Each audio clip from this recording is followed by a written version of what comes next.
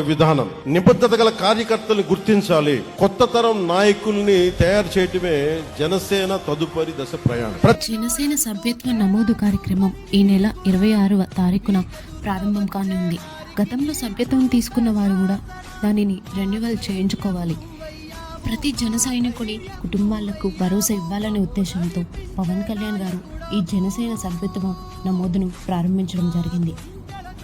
జన సైనికులకు ప్రమాదవశాత్తు ఏదైనా జరిగినా వారి కుటుంబాలకు అండగా ఉండాలనే ఉద్దేశంతో జనసేన సభ్యత్వాన్ని నమోదు చేయడం ప్రారంభించారు.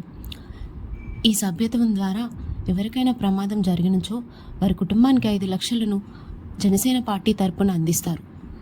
మన కార్యకర్తల భద్రత, గౌరవం, సంక్షేమం కర్తవ్యంగా పార్టీ తీసుకు ఆ దిశగా ప్రతి క్రియా సభ్యుడికి ఒక యాక్సిడెంటల్ డెత్ క్లెయిమ్ ని ఇన్సూరెన్స్ ని కల్పిస్తా ఉన్నాం. భారతదేశంలోని మొట్టమొదటిసారిగా 2020లో ఈ స్కీమ్ మొదలుపెట్టి ప్రతి క్రియా సభ్యుడి బాధ్యతని వ్యక్తిగతంగా తీసుకుని ఇక ముందు కూడా సాగుతుంది. సభ్యుడిగా మొదలుపెట్టి నిబద్ధతతో భాగస్వామ్యమై ప్రతి జన సైనికుడు, వీర మహిళ శక్తివంతమైన నాయకులుగా ఎదిగే పరిణామ క్రమమే మన దిశ, మన జనసేన.